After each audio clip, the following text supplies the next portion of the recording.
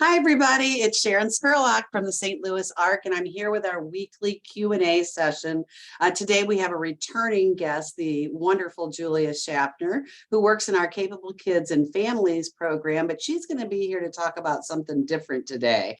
So, can you believe it? It is September already, which means that it's International Fetal Alcohol Spectrum Disorder Month, and the day is September 9th. So mark your calendars. And Julia is here to talk to us about fetal alcohol spectrum disorder and prevention. So Julia, welcome. I'm so glad you're here. Thanks for having me back, Sharon. I appreciate it. It's always good to have you here. You have such an illustrious history with the ARC. I'm not going to take up our time today by making you talk about all the jobs that you've had at the ARC, but maybe you could just talk to us a little bit about how you got connected to prevention. I'm a veteran employee, been around for a while, and through the course of a variety of different positions, I landed in our prevention services, which has been just such an honor. I had the honor of being mentored by Melinda Ola-Miller at the time, and I really kind of dove into what fetal alcohol spectrum disorders are and the prevention piece. We had a grant to be able to invest a full-time person into that project, and it was something that interested me because there was not much known at the time, or we still don't know as much as we should, but also because of the effects that prenatal alcohol exposure can have, it really became a passion. And even though I have broadened a little bit and doing some other things at the ARC as well, I continue to have a toe in our prevention services. We have a long history at the ARC of being involved with prevention services, prevention and intervention. And the reason for that is alcohol use during pregnancy is actually one of the leading preventable causes of intellectual and other developmental disabilities. So we really have a vested interest in making sure that people understand the harmful effects of prenatal alcohol exposure. And then also, we just owe it to people who are affected by prenatal alcohol exposure to raise awareness and to help spread a little bit of understanding of what life is like and some of those challenges. As you mentioned, September, 9th month of the year, International Fetal Alcohol Spectrum Disorder Month.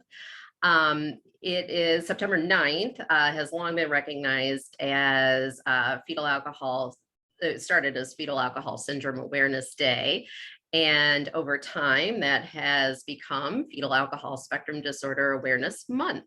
And so we have a month-long activities planned at the ARC, trying to make sure all of our staff are well aware, and then also getting some information out to the general public. So before I kind of jump into prenatal alcohol exposure, this is kind of a fun way to introduce the topic. Hi, I'm Julia Schaffner. Thank you for joining me today to learn about the St. Louis ARC Goal the Whole 9 program. I'm going to start with a little demonstration. I have an empty glass jar and an egg. This egg is not actually fertilized, but I'm going to pretend that it is and call it a chicken embryo. I'm cracking the chicken embryo into the jar and pouring about a shot of alcohol on top.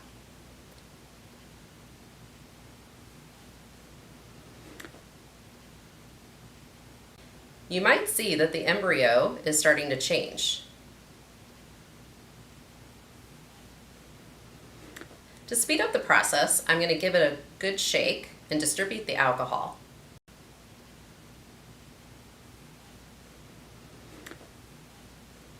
Do you see how the small amount of alcohol completely changed the chicken embryo? We cannot do anything to reverse these effects. Alcohol caused a permanent change.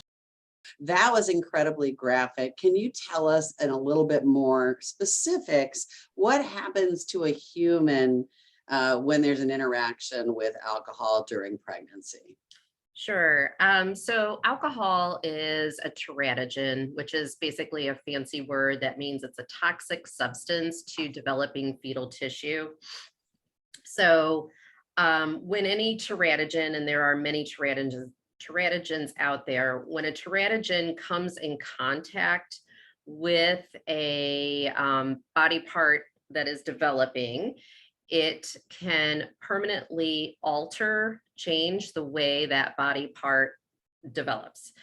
So alcohol, when it is consumed, enters our bloodstream. We talk about blood alcohol content, travels through our bloodstream, through the placenta and umbilical cord, directly into the bloodstream of the fetus. And then that toxicity is basically traveling through the fetus's body, and anything that is developing at the time could potentially be impacted. So I'm going to show a fetal development chart. So when we think about teratogens impact on different body parts, it's helpful to look at a fetal development chart. So here I have a chart with the weeks of pregnancy at the top, and I have the different body parts labeled by these purple pink bars. So as you notice, that first trimester, the first 12 weeks of pregnancy, you notice that everything is developing during that time frame. So because teratogens can change, they can harm, negatively affect any fetal tissue that's developing. If alcohol is consumed during that first trimester, almost any body part or any body part could potentially be affected. And then Sharon, what do you notice about that first bar, the brain and spinal cord? That it's any time during pregnancy that is absolutely going to be one of the areas affected if you have a reaction. Exactly. In addition to the brain developing through the entire pregnancy, it's the body part that starts to develop first, doesn't end development until well after that baby is born. So in addition to being sensitive to teratogens through the entire pregnancy, it also is highly reactive to alcohol. So when we see damage from prenatal alcohol exposure, it almost always includes some type of brain damage. Okay, so some part of the brain did not develop in the way that it should have because of the impact of the alcohol. Any part of the body could be affected, but the brain is the most likely to be affected. So then people often ask me, well, what about, alcohol use at the end of pregnancy? Could I just, have a few drinks when I'm miserable and in my 38th week? There are still body parts developing, including the brain. So as the fetal development chart shows us, there is no safe time during the pregnancy to use alcohol. This also poses kind of an issue because not everybody knows they're pregnant right away.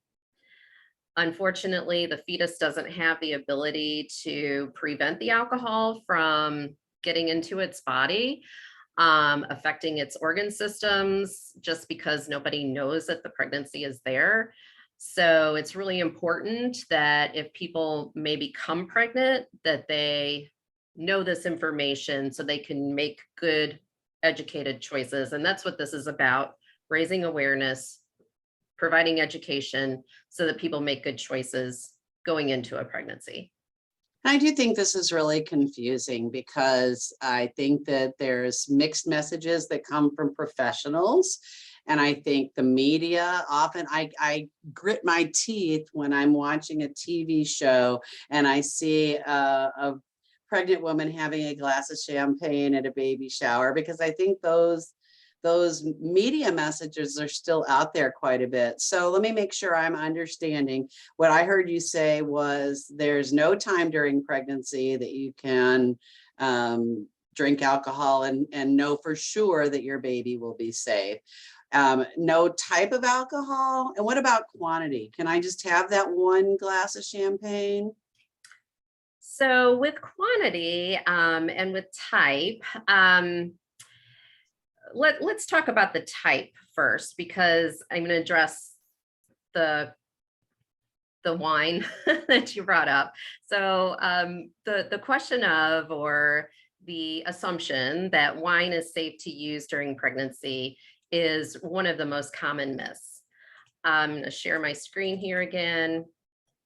So wine, a 5-ounce serving of wine, which is like a standard serving. That's a standard pour of wine is about 5 ounces. And I know that wine glasses come in huge, huge amounts. And frequently a glass of wine is much more than 5 ounces. But a standard serving of wine is 5 ounces. So 5 ounces of wine has the same amount of alcohol as 12 ounces of beer, or like a standard bottle, standard can, or a shot of hard liquor. So basically, alcohol is alcohol. The serving sizes for different alcoholic beverages have been standardized to make their alcohol equivalencies about the same.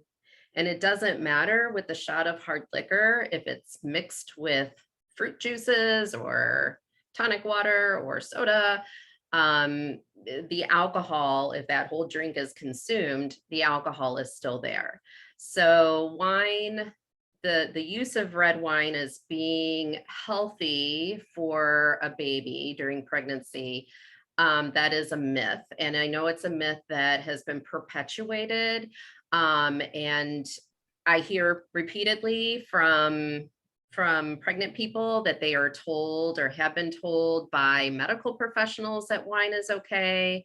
But again, the fetus doesn't have the ability to distinguish between wine, beer, hard liquor, etc. And then your question about quantity. So the quantity does matter. So we know that the more alcohol that's used, the more likely there is to be damage. The higher the frequency of alcohol use as well, the more likely there is to be damage. For example, like routine binge drinking is one of the most dangerous drinking patterns during pregnancy. Art, I'm sorry, I'm gonna throw you a curveball. We didn't talk about this, but Yeah. I was shocked to hear what is considered binge drinking the last time I did a presentation with Melinda. So what is binge drinking? Yeah, binge drinking is having 3 to 4 standardized alcoholic beverages in one sitting.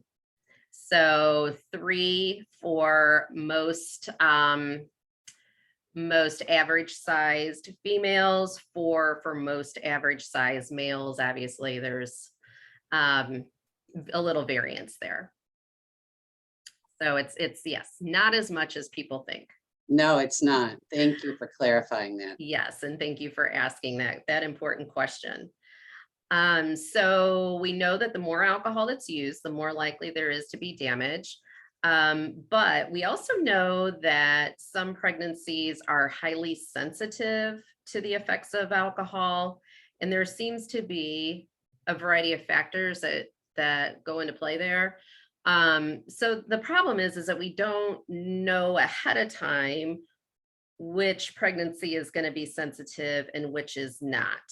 And so all major medical associations in the United States have come out with the same statement that no amount of any type of alcohol has ever been proven to be safe.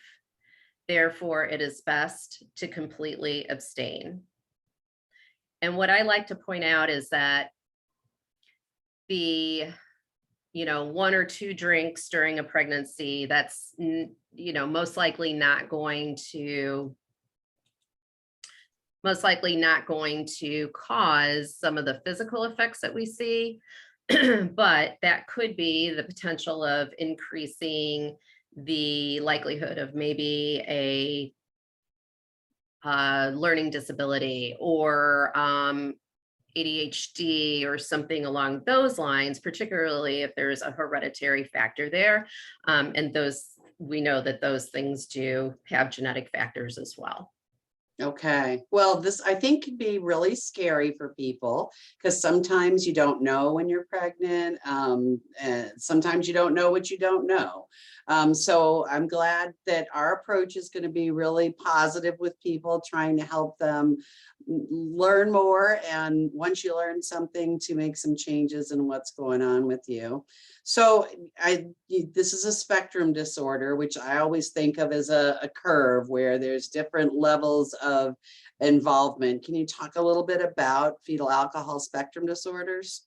Sure. And I do want to, I want to just expand a little bit on what you were saying. Yeah, one of the goals from our project is to destigmatize fetal alcohol spectrum disorders and to let people know that there is no judgment. And the best thing that we can do for our children is to be completely honest about what we encountered, ingested, etc. during pregnancy. So it is not, there's no criminal act with using alcohol during pregnancy. But it's definitely something that we want to raise awareness about, because again, my firm belief is that nobody enters into a pregnancy thinking, or very, very, very few people would enter into a pregnancy thinking that, gosh, I want to do this thing that could potentially have harm. It happens because people are unaware. And as you said, they may not be aware that there's a pregnancy, or they just might not know the information. And so it becomes all of our responsibility to make sure people do know, and then to wrap our arms around them and let them know it's going to be okay, and give them the information they need to be able to successfully, parent in a supportive manner. We do have a question from the audience, and I just want to ask before you get into FASD. Is there anything, they're saying, if I didn't know and I drank, should I go and talk to my doctor? And I didn't know if there was something preventative that doctors can do. Is there some point where you should have a conversation with your obstetrician? Yeah, so most obstetricians are going to ask that question and get a little bit of history there, just so that if there are any complications, they can know a little bit better what could be potentially going on. So it is a good idea if the obstetrician is not asking about exposures of any type. It's not just alcohol, but exposures of any type, to let the doctor know. But then also after the baby is born, letting the pediatrician know so that they have a clear history. Again, if there is any complications during the pregnancy, if there's any other exposures, lead, etc., just as much information that a pediatrician has, it is helpful. That way, if there are any signs or symptoms of anything, they may be able to address it in a more timely manner, instead of trying to spend a long time figuring out what's going on. But the best thing to do is stop. And again, we know that the less alcohol that's used, it's always better to stop. The less likely there is to be anything going on. Okay, so let's talk about FASD. All right.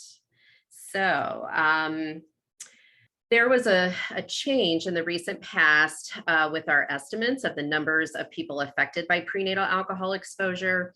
So it is estimated now that 1 out of every 20 children have what's called a fetal alcohol spectrum disorder. And this is from the CDC. So the slide is publicly available through the CDC. So it's much more prevalent than we once believed.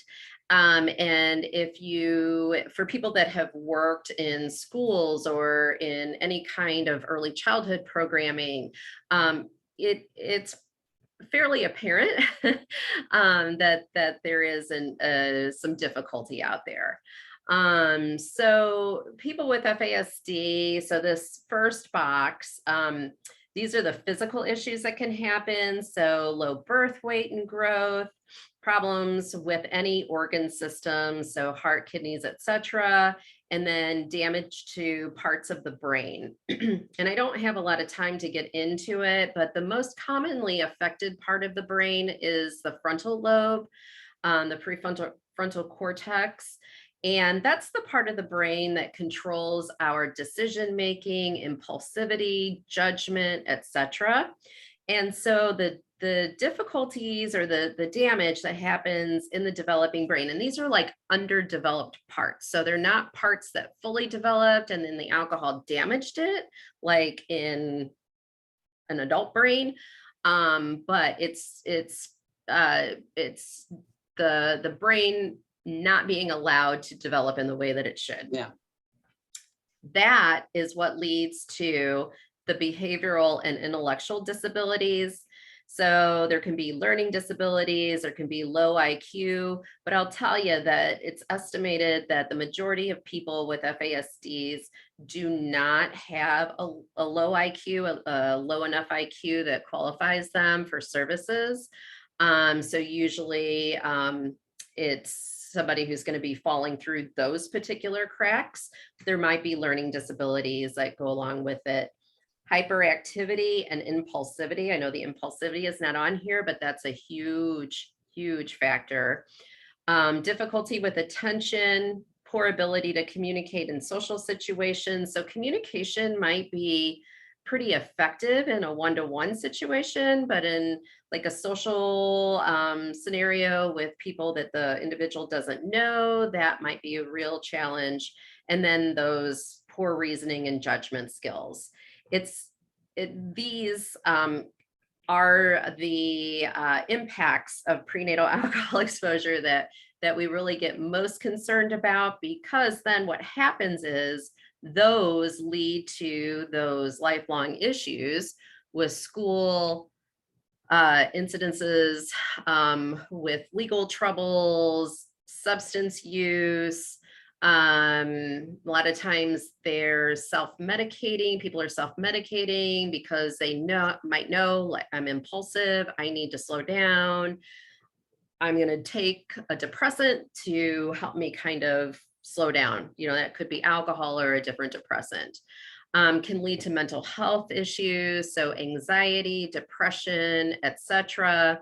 So a lot of times these folks have some really high skills. They're very talented in some areas, and they're kind of uneven. And so people have these high expectations, and there may not be any physical effects from the alcohol. And so no one knows. It's like a hidden disability. So if nobody knows, and they, you know, if a provider or an educator or a parent is saying, why can't you learn from your mistakes like your sister or brother did? Why do you keep making these same bad decisions over and over and over again? That can become really hard on the individual who may be trying their hardest. So what we really try to do is help people to reframe and alter their expectations of the person, understanding that it's an organic brain disorder rather than willful in nature. Yeah, I've heard from so many people with disabilities that have heard that from people, that they think I'm trying to get one over on them, or I won't do tasks and I just really can't process it. So the numbers you shared were pretty dramatic, and that's something really to dwell on and think about a little bit. It makes me think about diagnoses, because out of that 1 in 20, I bet very few of them formally have a diagnosis, because I know we've struggled to help families get a diagnosis to determine if fetal alcohol spectrum disorder is one of the things going on with somebody. What are your recommendations when people suspect that maybe it's FASD, but they don't have a diagnosis? If they can get a diagnosis, that is wonderful. The other avenue to try are interventions that are not the interventions for fetal alcohol spectrum disorders. They're very supportive. So they're not punitive in any way. They're not going to harm, hurt anyone. And so maybe learning about those techniques and then putting those techniques into place and setting up safeguards for the individual. And so instead of maybe yelling at the person for engaging in, in an impulsive behavior, trying to back up and teach them, how do I set up a cue so that they don't engage in that impulsive behavior and check with me first, or whatever it might be. So trying to, again, kind of be supportive and prevent anything that's causing difficulties, and then teaching and reteaching, etc. So they're all very supportive. There is some legislation that's out there right now called the FASD Act, and I'm sorry, the FASD Respect Act, and it Is that national? yes, national legislation, and that legislation would re-implement and also increase funding to provide more cohesive diagnostics, interventions, education, prevention, like basically all of it. So that funding was cut quite a few years ago, and hasn't been re-upped. So this legislation has full bipartisan support, which is amazing. So full bipartisan support, and it would go quite far in, I believe, helping people to get the best supports possible. So the ARC has a few different programs out there for staff. We're really trying to make sure that we've had so many new staff with the pandemic. Orientation or onboarding of staff has looked a little bit different. So we're trying to make sure that all of our employees know this information and have the tools that they need to be able to help other people understand it. So that rolled out just last week. And then we have some billboards going up, and then this video will be available as well. On a national level, FASD United, which is formerly NOFAST, National Organization on Fetal Alcohol, they have a clearinghouse of information and great opportunities to get involved for FASD Awareness Month.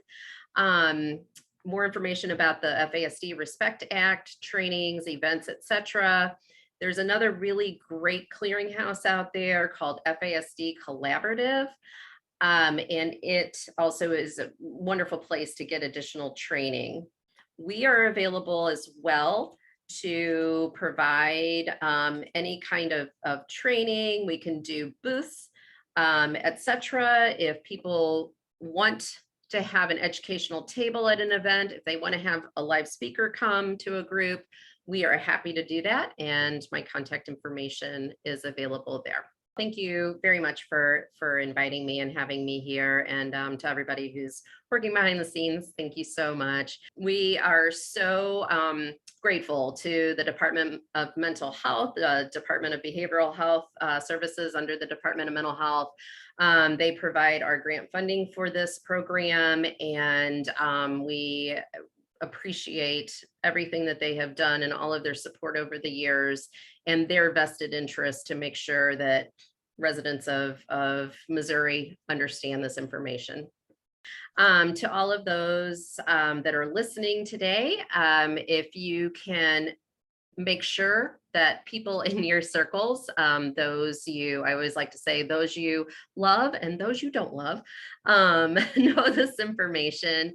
There is nothing more heartbreaking when I am engaging with the public to hear from someone who maybe has been struggling to figure out what's wrong with their child, and they are learning this information for the very first time and says, if I would have only known. So I just feel very strongly that we have a commitment to make sure that everyone knows. I've been pleased, you mentioned the media piece. And I have been pleased to see that that is lessening now. It used to be much more prevalent that you would see people who were pregnant. Now I see much more frequently people who are pregnant on a movie say, no, thank you, I'm expecting. And that's sending the right message. So we are here. The ARC is here. If you need any support, don't hesitate to give us a call and we can help you find the right resources.